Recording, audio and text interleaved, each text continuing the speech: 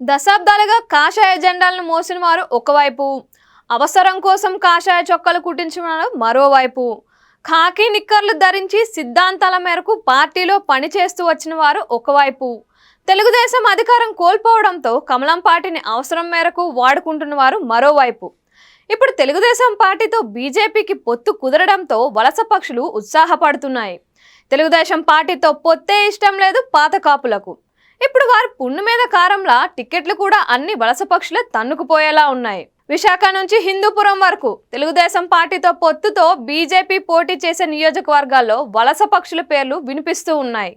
తెలుగుదేశం ద్వారా దక్కాల్సిన టికెట్లు అన్నీ బీజేపీ ద్వారా దక్కుతున్నాయి వలస పక్షులకు.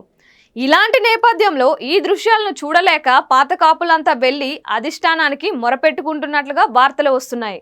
మొత్తం 30 మందితో ఒక బ్యాచ్ వెళ్లి టికెట్లన్నీ వలస పక్షులకు దక్కుతున్నాయని ఏపీ బీజేపీ మరోసారి తెలుగుదేశం పార్టీ నుంచి బయటకు వచ్చిన వితంతు పునరావాస కేంద్రం అయిపోతుందనే ఆవేదన వ్యక్తం చేస్తున్నాయి. అయితే వీరి ఆవేదనను వినేంత తీరిక ఢిల్లీకి ఉందా?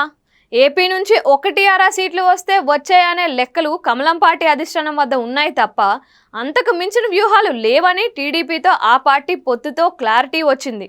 దశాబ్దాలుగా ఏ పార్టీతో పొత్తుతో అయితే కమలం ఏపీలో కుచించుకుపోయిందో ఇప్పుడు అదే పార్టీ తన అవకాశవాదంతో మరోసారి స్నేహాస్తం అందిస్తే దానికే కమలం పార్టీ అధిష్టానం మురిసిపోతోంది. అలాంటప్పుడు పాత కాపుల ఘోష ఏమర్థం అవుతుంది?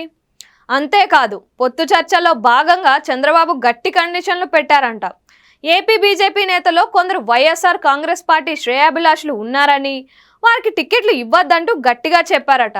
అయినా వలస పక్షులన్నిటికీ తనే బీజేపీలోకి పంపి పాత కాపులను మాత్రం వైఎస్ఆర్ కాంగ్రెస్ పార్టీ సానుభూతి పరులు అంటూ ముద్ర వేయడం చంద్రబాబుకే సాధ్యమైనట్టుగా ఉంది. టీడీపీ కాంగ్రెస్ల నుంచి వచ్చిన చంద్రబాబు అనుకూల వలస పక్షులకు తప్ప వేరే వాళ్లకు టికెట్లు కూడా దక్కే పరిస్థితి అయితే ఏపీ బీజేపీలో ఇప్పుడు కనిపించటం లేదు.